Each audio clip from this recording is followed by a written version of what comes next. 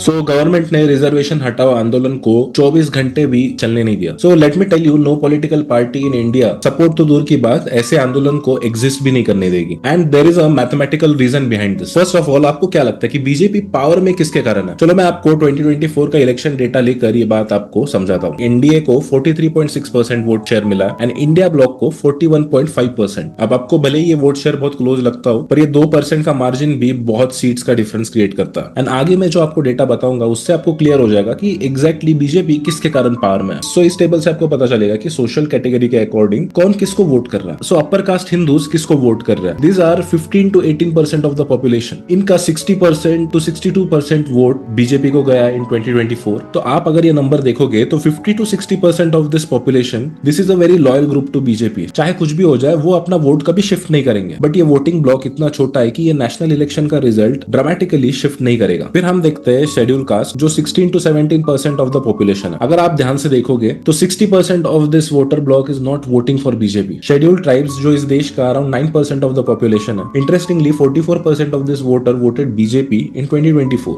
That too because of the influence of BJP in the eastern and the north eastern parts of India. But again the population is so low that it doesn't make a huge difference. And Muslim, जो 14% of the population है, it is quite evident कि वो BJP को vote नहीं करते। Their vote goes to Congress and the other regional parties. So exactly कौन decide कर रहा है कि इंडिया में करंटली बीजेपी की गवर्नमेंट होनी चाहिए? These are OBCs. ये देश का 50% ऑफ द पॉपुलेशन है एंड इट इज ह्यूज। इसमें भी अगर हम थोड़ा स्प्लिट करें तो इसमें जो डोमिनेंट ओबीसीज है उसमें से 25 to 30% are loyal to BJP, 50 to 60% are loyal to Congress और द इंडिया ब्लॉक। जैसे यूपी में समाजवादी पार्टी हो गई। चीजें तब इंटरेस्टिंग होती है जब हम नॉन डोमिनेंट ओबीसीज और ईबीसीज के पास जाते हैं, जो around 25 to 30% of the population है and they are Hindus. And ये ब्लॉक किसी पार्टी को लॉयल नहीं है एंड दैट इज वाई ये लोग डिसाइड करते हैं कि देश में किसकी सरकार बनेगी। The problem with this section is कि ये कोई सिंगल यूनिट नहीं है, इसमें बहुत सारे कास्ट आते हैं। It is very fragmented group. तो इनको कोई एक नरेटिव या एक इशू पे यूनाइट करना बहुत मुश्किल होता है। एंड बीजेपी ने समहाउ हिंदुत्व नरेटिव के अंदर इन लोगों को इन्फ्लुएंस करके रखा है। सो द थिंग इज कि अपर कास्ट को ईडब्ल्यूएस का रिजर्वेशन मिला है एंड जो डोमिनेंट कास्ट है उनके पास रीजनल पावर है, लैंड है। लेकिन नॉन डोमिनेंट ओबीसीज के लिए रिजर्वेशन एक आखिरी सोशल सिक्योरिटी नेट है। एंड जब तक ये पॉपुलेशन कंसोलिडेट नहीं होता और स्विंग वोटर रहता है, रिजर्वेशन हटाने का नरेटिव ही इस ग्रुप को वल्नरेबल करता है and there is a chance कि ये लोग किसी और पार्टी को अपना वोट दे दें। सो कोई भी पॉलिटिकल पार्टी, स्पेशली बीजेपी, जो इस ग्रुप पे बहुत डिपेंडेंट है पावर में रहने के लिए, वो कभी रिजर्वेशन हटाओ आंदोलन को पावरफुली एग्जिस्ट नहीं करने देगी। और अगर ऐसा वो करती है तो आने वाले यूपी इलेक्शंस में बीजेपी को डायरेक्ट हिट मिलेगा।